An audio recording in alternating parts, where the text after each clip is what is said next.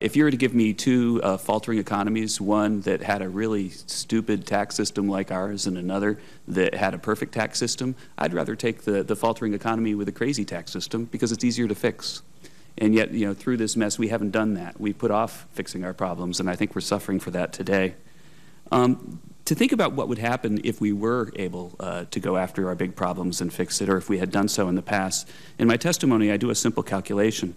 I estimate what our fiscal situation might be today if the United States had implemented a fundamental tax reform 10 years ago as a counterfactual.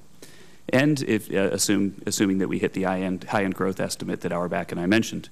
If that had happened, GDP would be $17.1 trillion in fiscal year 2012, rather than the expected $15.5 trillion under CBO projections.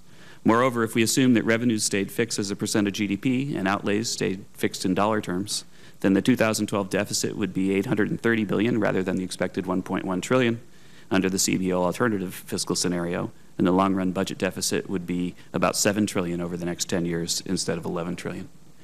Those are big differences, and those are the differences that are attainable if we pursue a fundamental tax reform, and if 10 years from now people don't look back, thankfully, to this Congress and celebrate that extra, trillions of dollars of GDP and all that extra revenue, then we should feel some fault for that. Thank you very much, Mr. Chairman.